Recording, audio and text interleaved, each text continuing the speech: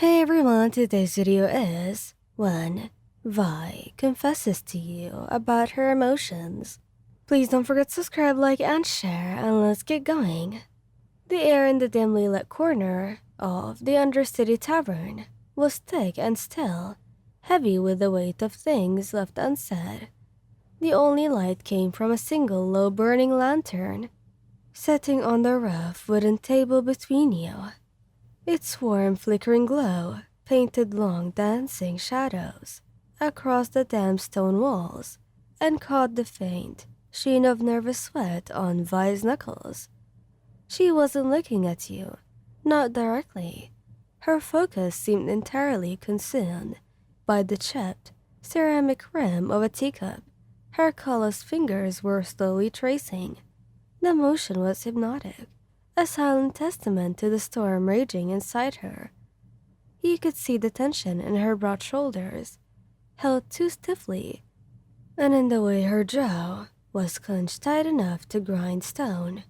When she finally broke the silence, her voice was a low, rough whisper, barely disturbing the quiet, as if she were speaking more to the steam rising from the cup than to you. "You ever notice," she began, her words measured and deliberate, "how the quietest moments are somehow the loudest?" She paused, her thumb stopping its circular path on the cool ceramic. Her eyes flickered up to meet yours for a fleeting second before darting away again. "It's like right now, just you, me, and this defeating noise of all the things we don't say." She let out a shaky exhale, a sound that seemed to deflate her formidable frame. Leaning forward, she rested her elbows on the table, the heavy, polished metal of her right weapon groaning softly under the shift in weight. The lantern light gleamed off its encrusted surfaces, a stark contrast to the vulnerable, human skin of her left hand.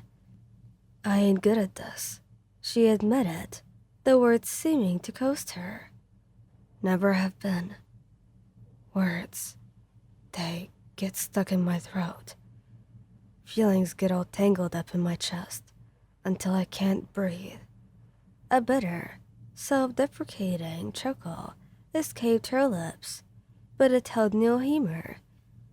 "But you of all people, make it infinitely harder to just stay quiet." Her restlessness begins to manifest more visibly. The gentle tracing was replaced by the restless tapping of her bare fingers against the wood grain. The lantern flame chose that moment to sputter and flicker, casting her sharp, gorgeous features into a play of shifting light and deep shadow, one moment highlighting the determined set of her brow, the next, the uncertain vulnerability in her eyes. She swallowed hard, and you could see the muscles in her throat work, a clear physical sign of her internal struggle. "I remember," she started again, voice trembling, threatening to break on the second syllable. She cleared her throat, forcing the words out. "I remember the first time I really saw you." A brief, soft laugh, devoid of any real mirth, pulled from her lips. "No, that's a lie. I don't remember the first time. I remember the first time I noticed you.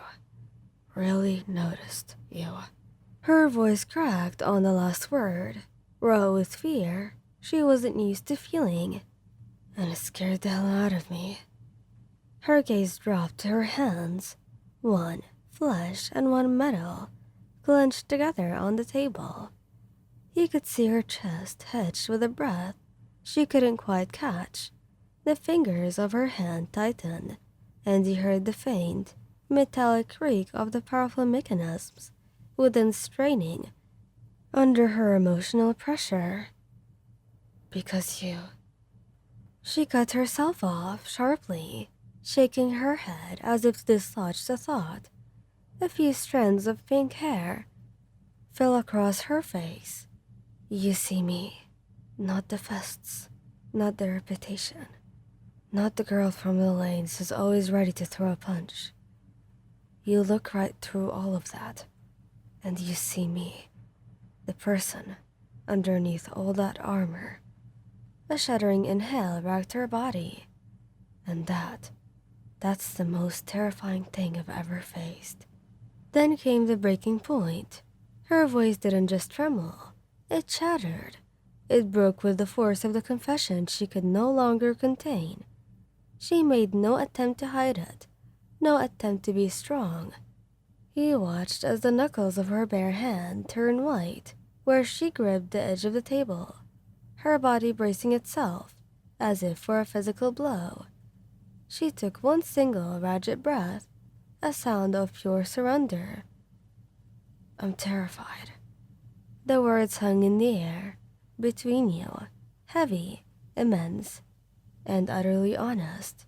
She let it sit there, a monumental admission. Not of fights, not of the Kimbarans, or the enforcers, or the general shitstorm that is Zone.